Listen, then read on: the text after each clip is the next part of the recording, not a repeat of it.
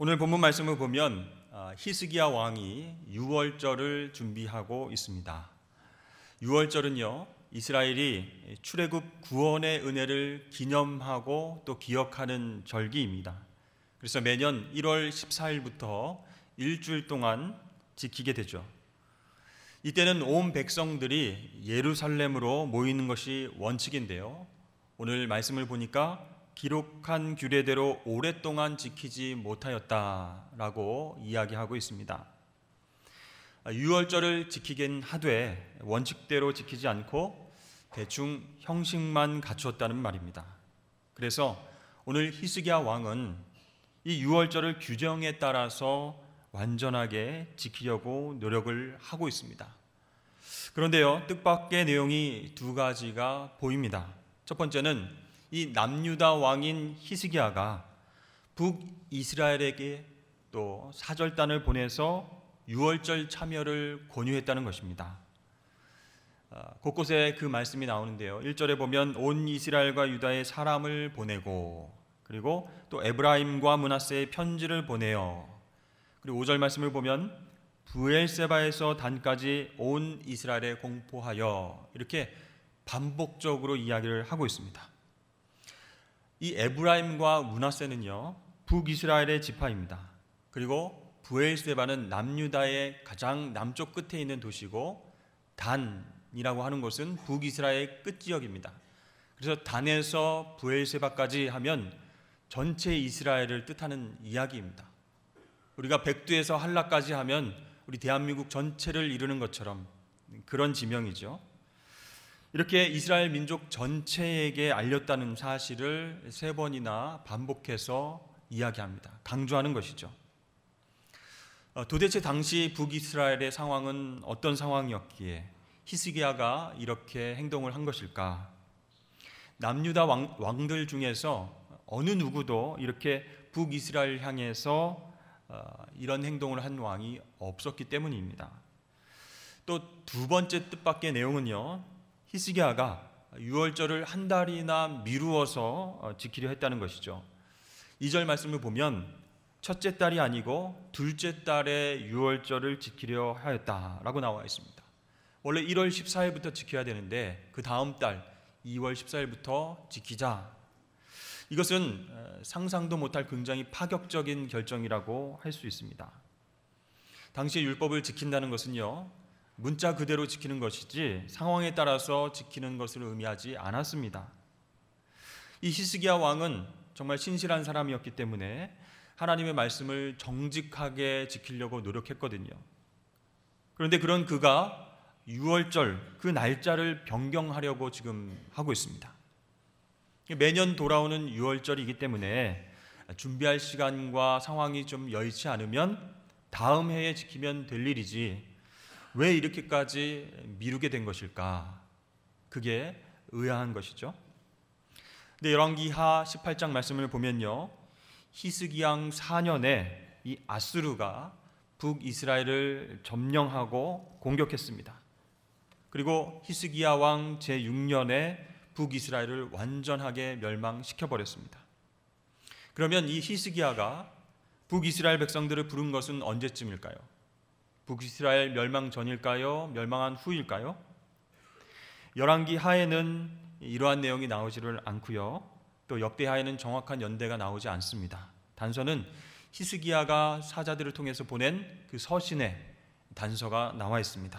9절 말씀을 보면요, 너희가 만일 여호와께 돌아오면 너희 형제들과 너희 자녀가 사로잡은 자들에게서 자비를 입어 다시 이 땅으로 돌아오리라. 너희 하나님 여호와는 은혜로우시고 자비하신지라 너희가 그에게로 돌아오면 그의 얼굴을 너희에게서 돌이키지 아니하시리라 하였더라. 그랬습니다. 너희 자녀가 다시 이 땅으로 돌아오리라, 그렇게 얘기했죠. 이때는 북이스라엘이 멸망당하고 많은 사람들이 포로로 잡혀갔던 그런 때 이후입니다. 이 북이스라엘을 멸망시켰던 아수르는 어떤 나라인가? 이 아수르는 그 당시 굉장한 대제국이었죠. 점령한 나라들에게 민족 혼합 정책을 썼습니다. 그래서 북이스라엘 백성들을 많이 잡아가고 또 이스라엘 땅에는 다른 민족들을 이주를 시켰습니다. 그것은 이 민족 의식을 악화시켜서 또 아수르에 대한 저항을 없애려는 그런 의도였습니다. 근데 이스라엘의 역사를 가만히 보면 나라가 위험에 처했을 때 백성들이 회개하고 하나님께 돌아온 경우가 많았는데요. 그런데 이 북이스라엘 멸망 이후의 모습을 보면 이 백성들은 회개하지도 않고 또 돌아오지도 않았습니다. 하나님 앞에 기도하며 회개 자복하고 잘못했습니다 얘기하지 않았습니다. 반대로 이주해 온 이 이방 민족들의 우상들에게 마음을 내어주게 됩니다. 그래서 혈통이 섞이고 신앙이 뒤죽박죽 되었습니다. 아수르의 정책이 그들에게 적중하게 된 것이죠. 열왕기하 17장 33절에 이렇게 말씀합니다. 이와 같이 그들이 여호와도 경외하고 또한 어디서부터 옮겨왔든지 그 민족의 풍속대로 자기의 신들도 섬겼더라. 하나님도 섬기고 이방신도 섬기고 양다리를 거쳤다는 것입니다. 여러분, 이 아수르는요 북이스라엘을 멸망시켰기 때문에 남유다에게도 굉장히 위협적인 그런 나라입니다. 당대 최강대국으로서 여러 민족들을 점령하고 이리저리 이주시키고 있었습니다. 그러면 북이스라엘을 점령했던 아수르가 남유다를 그냥 놔둘 리가 있을까요? 가만 놔두지 않겠죠. 실제로 몇 년 뒤에는 아수르가 남유다를 침략하는 일도 생겼습니다. 자, 이제 남유다의 왕인 히스기야는 어떻게 해야 될까요? 여러분이 히스기야 왕이라면 무엇을 하겠습니까? 아수르가 침략하지 못하도록 군사력을 강화할까요? 아니면 아수르에게 친선사절단을 보내서 조공도 하고 좀 마음을 달래줄까요? 그러나 여러분, 어떤 것도 쉽지가 않습니다. 이 군사력을 키우다가는 자칫 이 아수르의 신경을 건드리기 쉽습니다. 또 친선 정책을 쓰면 이 아수르는 그 대가로 만만치 않은 것들을 유다에게 요구할 수가 있기 때문이죠. 그래서 이 정말 어려운 상황 가운데 히스기야는 하나님께 하나님 보호해 주십시오. 아수르로부터 우리나라를 보호해 주십시오. 이렇게 매일 기도했을 것입니다. 히스기야는 믿음의 왕이기 때문에 아마도 그 기도는 계속했던 것 같습니다. 어찌되었든 이 시점이 지금 히스기야가 한 나라의 왕으로서 자신과 자기 나라의 안위를 지키는 데에 온 신경을 집중해도 모자란 때, 그렇게 중요한 때라는 것이죠. 그렇게 볼 때에 지금 히스기야의 결정과 행동은 참 엉뚱하기까지 합니다. 지금 남유다 왕이 아수르의 점령지인 북이스라엘에 전령을 보내서 백성들에게 초대를 하고 있습니다. 예루살렘을 내려와서 같이 유월절을 지키자. 위험천만한 일입니다. 이것은요, 자칫하다가는 아수르가 화가 나서 대규모의 침략을 부를 수도 있는 그런 일이죠. 그리고 이 북이스라엘 백성들이 그 남유다 히스기야 왕의 초대에 응할 일이 그럴 가능성이 별로 없다는 것입니다. 그 이유가 무엇이겠습니까? 첫 번째는 북이스라엘 백성들이 서슬퍼런 그 아수르의 감시를 두려워하기 때문입니다. 그들 중 일부가 맞아, 우리가 유월절 지켜야지, 예루살렘으로 가자 하고 몰래 아수르의 눈을 피해서 예루살렘으로 내려왔다고 치십시다. 그러면 이 아수르가 가만히 있겠습니까? 상당수의 백성들이 움직여서 남유다에 다녀오는데 그것을 감지를 못하겠습니까? 그렇게 다녀온 사람들 의심하고 취조하고 공격의 빌미를 잡을 수 있다는 것이죠. 두 번째 이유는요, 북이스라엘 사람들이 히스기야의 편지에 감동받을 그런 가능성이 별로 없기 때문입니다. 이미 수백 년 동안 북이스라엘과 남유다는 따로 살았습니다. 다른 나라로 서로 지내왔습니다. 그런데 북이스라엘 백성들이 왜 남유다의 왕의 말을 듣겠습니까? 안 그래도 지금 나라를 잃어서 서럽고 힘든 사람들입니다. 특별히 이 사람들은 신앙에 목말라 하는 사람들이 아닙니다. 그 신앙을 잃어버리고 하나님도 섬겼다가 우상도 섬기는, 그래서 점점 더 우상 숭배에 깊이 빠져가는 그런 사람들입니다. 그런 사람들에게 예루살렘으로 내려와서 유월절 같이 지키자, 하나님의 은혜를 같이 기억하자, 거기에 감동받고 응할 사람이 별로 없다는 것이죠. 히스기야는요, 그럼에도 불구하고 하나님을 믿는 왕으로서 하나님의 백성이 하나님을 떠난 것, 그것을 굉장히 안타까워하고 있습니다. 비록 북이스라엘 백성들이 남유다 백성들과 교류가 별로 없고 따로따로 오랫동안 살아왔을지라도 그래도 함께 하나님을 섬기는 그런 거룩한 백성 아니겠습니까? 그 백성이 신앙을 잃어버려서 멸망을 자초했고 그 멸망 가운데서도 회개하지 않고 우상 숭배에 빠져 있기 때문에 하나님을 점점 더 멀리하고 있기 때문에 그 마음 가운데는 정말로 안타까운 마음이 점점 심해졌던 것이죠. 그래서 히스기야는 어떻게 하면 이들을 하나님께로 돌아오게 할 수 있을까? 기도하고 또 고민했습니다. 그러다가 마침내 그의 생각이 딱 미친 것이 바로 유월절이었습니다. 구약시대의 이스라엘 모든 백성들, 모든 남자 1년에 3번 예루살렘에 올라가서 예배를 드리도록 되어 있었습니다. 그중 하나가 유월절이죠. 이 절기의 의미는 아까도 말씀드렸지만 이집트에서 해방되어서 자유를 주시고 또 하나님 놀라운 은혜를 허락하신 그 구원의 은혜, 그것을 기억하자, 그걸 기념하자, 그런 절기입니다. 그래서 이 출애굽의 은혜를 다 함께 유월절을 지키면서 기억해내면 하나님께서 아수르의 지배 아래에서도 우리를 벗어나게 해주실 것이다, 그런 믿음이 생기지 않을까? 그들에게도 신앙이 다시 회복되지 않을까? 그래서 히스기야는요, 북이스라엘 백성들을 예루살렘으로 초대를 해서 함께 예배드리면서 믿음을 나누고 싶었습니다. 그래서 북이스라엘 지역에 간절한 마음을 담은 편지를 전령을 통해서 보내게 되었죠. 그 편지 내용을 간략하게 정리하면 이렇습니다. 현재 이 어려움은 다 하나님을 떠났기 때문이다. 왜 당신들 그것을 알지 못하는가? 속히 깨닫고 이제 하나님께로 돌아오십시오. 그러면 하나님께서 당신들을 분명히 회복시킬 것입니다. 그렇게 믿음으로, 긍휼히 여기는 마음으로 편지를 써서 전달을 했습니다. 여러분, 이런 의미에서 히스기야를 두드리는 자라고 부를 수 있겠습니다. 두드린다는 것은요, 여러분, 문이 닫혀 있다는 뜻입니다. 그러나 문이 굳게 닫혀 있다고 해서 단념하지 않고 꼭 열어야 한다면 그 문을 두드린 사람이 바로 히스기야라는 것이죠. 그에게는 왕으로서의 지위와 권력이 있었지만 그 닫힌 문을 열 수 있는 힘이 없었습니다. 그 문을 여는 것은 바로 하나님이 하실 일입니다. 닫힌 문을 여는 사람, 두드리는 사람, 이 히스기야의 이런 모습은요, 유월절을 한 달 미루어서 지키게 하는 그런 놀라운 발상에서도 드러납니다.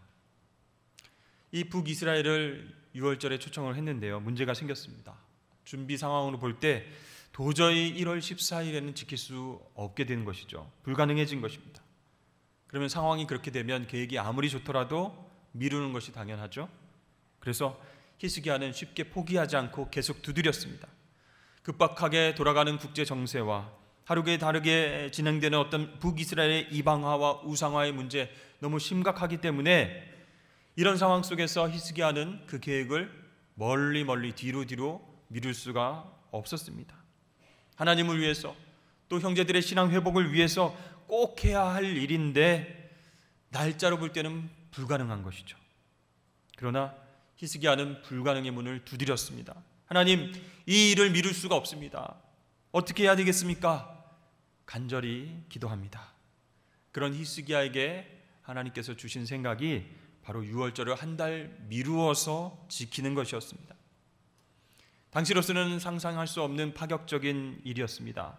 융통성이 통하던 시대가 아니었습니다. 그런 시대에 이렇게 기상천외한 발상을 했다는 것은 히스기야 왕이 이 문제를 놓고 얼마나 많이 기도했을까, 그것을 우리가 짐작할 수가 있는 것이죠. 자, 이렇게 히스기야가 불가능의 문을 계속 두드렸을 때 하나님께서 이 문을 어떻게 열어주셨을까요? 북이스라엘의 많은 백성들은 또 히스기야의 편지를 보고 또 비웃는 사람도 있었지만 놀랍게도 겸손한 마음으로 초청에 응하는 사람도 생겼습니다. 또 온 유다 백성들이 한 마음으로 유월절을 지키다 보니까 그 감격과 감동이 커져서 원래 일주일 지키는 그 절기를 2주일 동안 그렇게 지키게 됩니다. 처음 예루살렘에 온 북이스라엘 백성들이 약간 실수한 일도 있었지만 그것은 큰 문제가 되지 않았습니다. 그리고 중요한 것은요, 유월절 귀한 절기를 잘 지킨 후에 돌아간 그 이스라엘 백성들은 각지에서 우상을 깨뜨려 버리는 일을 하게 됩니다. 이 예배와 유월절 그 절기를 지키는 은혜를 통해서 백성들이 신앙이 부흥하게 된 것입니다. 회복되게 된 것입니다. 구태여 왕이 야 너희들 우상 숭배하지 마라, 제발 좀 깨뜨려라, 이렇게 얘기할 것도 없었습니다. 여러분, 이 말씀을 우리가 보면요, 히스기야 왕이 문제가 있는데, 지금 심각한 문제인데 그 문제의 현상부터 해결하지 않고 나라의 영적 상태를 직면해서 하나님께 먼저 간절하게 기도하며 두드린 결과 하나님께서 하셨다는 거예요. 온 나라 백성들이 복을 받아서 이제 11조와 감사 예물을 넘치게 드리는 장면이 역대하 31장에 나타납니다. 우상을 깨뜨려 버리고 하나님 앞에 온전히 예물을 드리고 예배하는 자로서의 마음을 회복한 것입니다.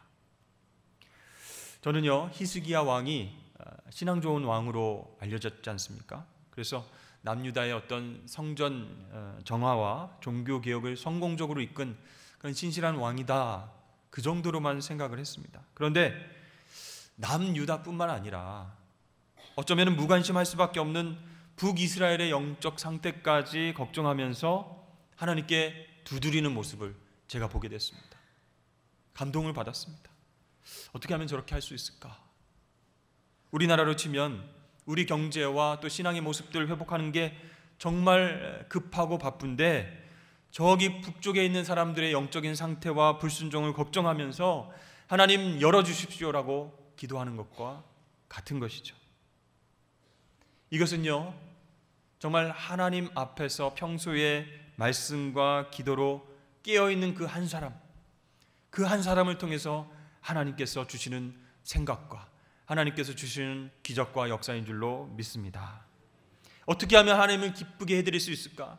그 문제를 현상적으로 해결하지 않고 하나님 근본적으로 해결할 수 있도록 지혜를 주십시오, 계속 두드리는 그 한 사람을 통해서 하나님이 역사하신다는 거예요. 그래서 처음에는 생각하지 못했던 하나님의 비전을 발견하게 되고, 또 하나님의 일이 이렇게 구체적으로 진행되어 가는 것을 하나님의 사람이 목격하게 된다는 것입니다. 정말 처음에는 나와하고는 정말 상관이 없는 일처럼 그렇게 멀게만 느껴졌던 일들이 기도하면 기도할수록 더 급박하게 빨리 해결해야 되고 하나님이 기뻐하시는 방향대로 하나님 열어주셔야 되겠구나 라는 마음이 들어서 계속 두드리는 그런 사람이 바로 히스기야였던 것입니다. 이 역대하 말씀을 읽는 첫 독자들은요, 역사의 소용돌이 속에서 여러 가지를 경험했습니다. 남유다의 멸망도 경험했고요, 포로 생활도 경험했고요, 또 포로에서 돌아온 포로 귀환, 그리고 성전 건축, 그 역사의 격변기를 살아온 사람들입니다. 굳게 닫혔던 문들, 정말 이건 안 열리겠다, 불가능하겠다 했는데 두드리고 하나님께 기도했을 때 하나님이 열어주셨던 놀라운 역사의 현장을 경험했던 사람들, 그러니까 그들은 누구보다도 두드리는 사람 히스기야의 기록을 공감하고 감동받으면서 읽었을 것입니다. 그리고 그러한 감동과 공감이 힘겨운 현실들을 이겨내게 하는 그런 힘이 되었던 것이죠. 그렇습니다. 이 하나님의 역사는 늘 이렇게 닫힌 문을 두드리는 사람을 통해서 이루어 온 줄로 믿습니다. 하나님은요, 믿음의 사람을 세워서 닫힌 문을 두드리게 하시고 그리고 열어주셨습니다.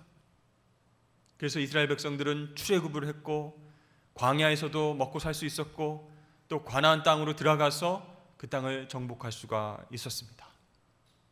때로는요, 하나님께서 직접 우리를 두드리실 때도 있었습니다.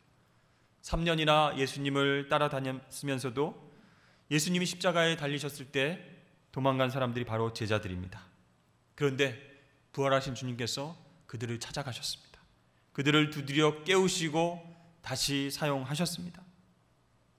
또한 교회를 극심하게 핍박했던, 박해했던 이 바울의 다친 마음도 주님께서 찾아가셔서 두드리셨습니다.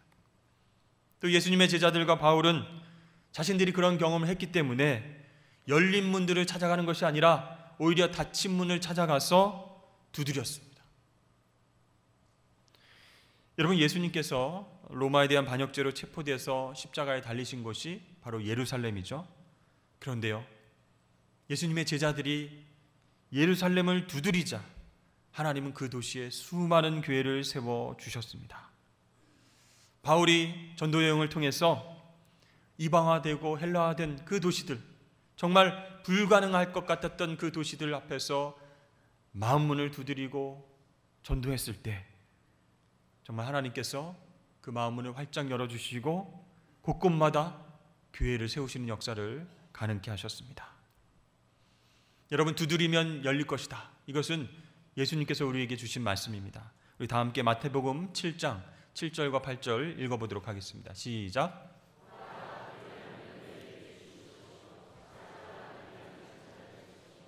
문을 두드리라. 그리하면 너희에게 열릴 것이니.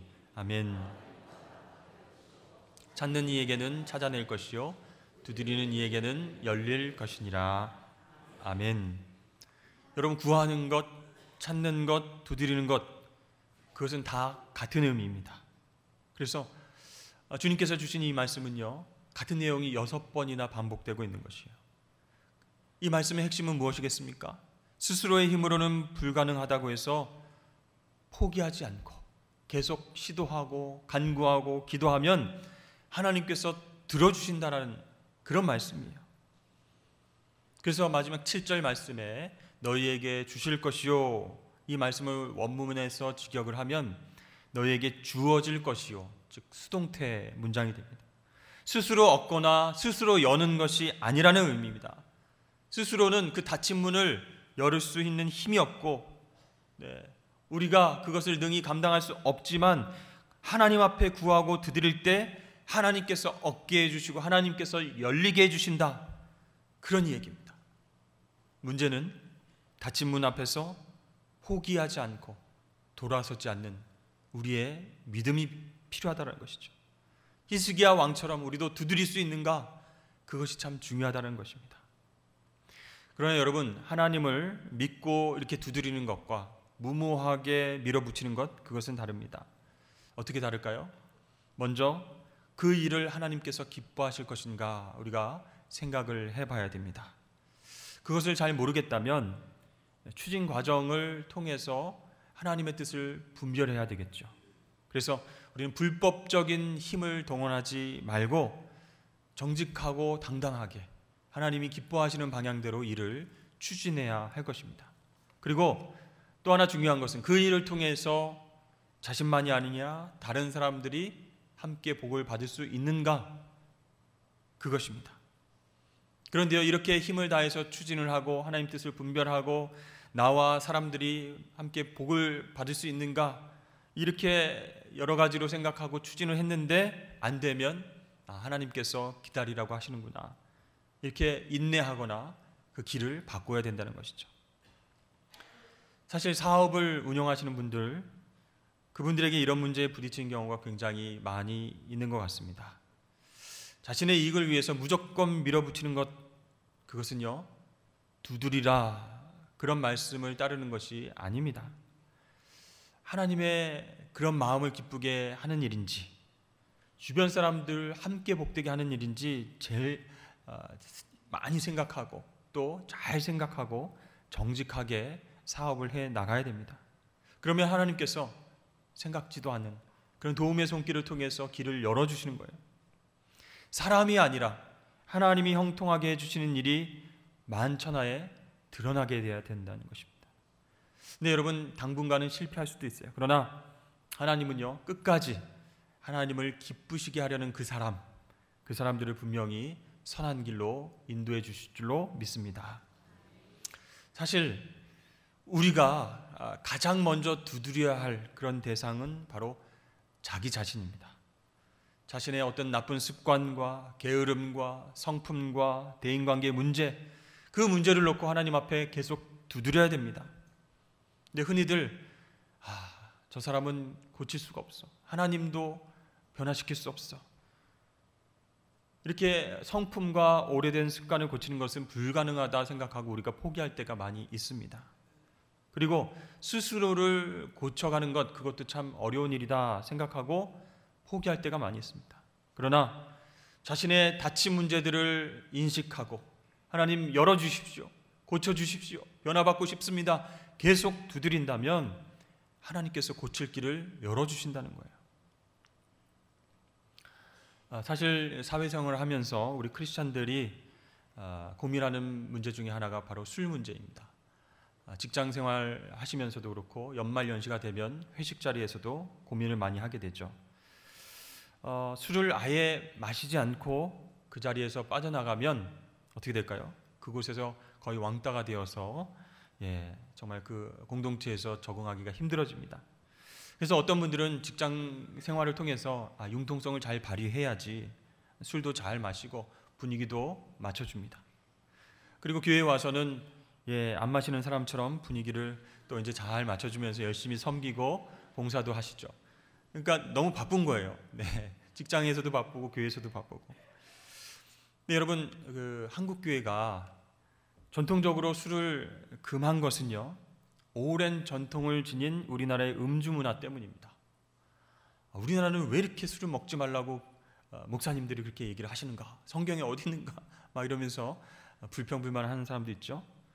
근데 한국에서 살아가는 외국인들조차도 신앙인이 아니더라도 우리 한국 문화의 그 음주 문화 도저히 이해를 할 수 없다, 이렇게 얘기를 합니다. 왜냐하면 우리나라의 음주 문화는 단순히 술 마시면서 이렇게 교제하는 차원이 아닙니다. 그것을 뛰어넘어서 이 술을 매개로 해서, 술을 통해서 유대관계를 형성하려고 하는 목적이 있는 것이에요. 그래서 이 술을 거부하는 것은 그 사람의 기호나 취향으로 여기지 않고 공동체나 자기 자신에게 거부하는 것으로 받아들이는 거죠. 그래서 굉장히 그 분위기가 강압적이 됩니다. 일단 마셔, 못 마셔? 그러면 넌 빠져, 다시는 우리랑 일할 생각하지 마, 또 한 잔 받아, 우리가 남이야? 막 이렇게 하면서 계속 이렇게 권하고 막 정말 힘들어서 죽을 때까지 이렇게 음주 문화가 계속된다는 것이죠. 여러분, 이런 상황 속에서 우리 그리스도인들이 술을 거부하면 어떻게 될까요? 술을 거절하면 세상 속에서 자신의 정체성, 하나님의 자녀로서의 정체성을 드러낼 수 있는 좋은 기회가 됩니다. 그런데 함께 어울리지 못하는 것에 대해서는 미안함을 갖고 또 다른 만남의 기회를 선용하면 되는 것입니다. 제가 아는 한 집사님이 계신데요, 정말 중마고우 같은 정말 좋은 친구인데 그 친구를 전도하는 것이 정말 힘들다는 거예요.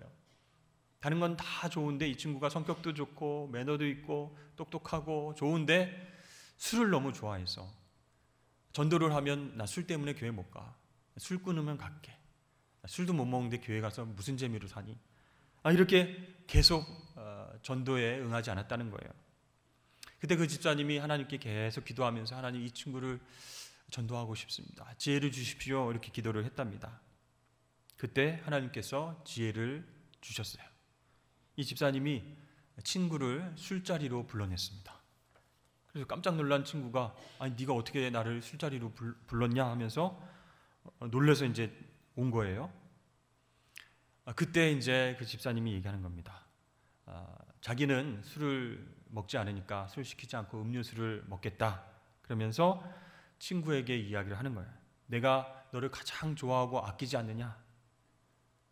제발 내 얘기 좀 들어줬으면 좋겠다 하면서 그 시간에 자신의 간증과 또 더불어서 복음을 전했습니다. 이 친구도 감동을 받은 거예요. 술 못 먹는 친구가, 교회 다니는 친구가, 집사인 친구가 자기에게 복음을 증거하기 위해서, 간증하기 위해서 술자리로 자기를 불러냈다. 그것 때문에 사실 미안한 마음도 들고 감동을 받은 것 같아요. 그러더니 고개를 떨구면서 이렇게 말하더랍니다. 집사 친구가 정말 술 주면서 내 영혼을 걱정해 주는 것에 대해서 내가 감동을 받았다. 내가 한번 신앙을 가져보도록 노력해 볼게. 이렇게 이야기를 했고, 그 이후로도 계속 하나님께 두드리고 기도하고 권면해서 마침내 그 친구와 함께 교회에 올 수 있었다라는 그런 간증을 들은 적이 있습니다. 여러분, 지금 우리의 삶 가운데 있는 다친 문들을 생각해 보기를 원합니다. 불가능하다고 지레 포기한 일, 그러나 하나님을 위해서 꼭 해야 할 일이 있는지 생각해 보십시오. 교회와 직장과 가정 곳곳에 다친 문들이 많이 있을 것입니다. 그렇다고 해서 너는 내 말 들어야 돼. 당장 이렇게 해야 돼. 당장 고쳐. 당장 교회 나와. 이렇게 무조건 목소리를 높이는 것은 우리 주님의 방법이 아닙니다. 주님은 캠페인을 통해서 일하지 않으셨기 때문입니다. 우리 주님의 방법은 바로 십자가입니다. 하나님의 사랑을 섬김을 통해서, 희생을 통해서 드러낼 때 그곳에서 바로 하나님의 능력이 발휘되는 줄로 믿습니다.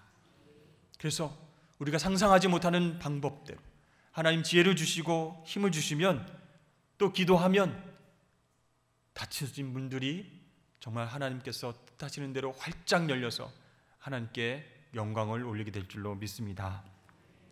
사랑하는 성도 여러분, 우리의 삶의 과정 가운데 생긴 닫힌 문을 열기 위해서 하나님께 두드리실 수 있는 저와 여러분 되시길 축복합니다.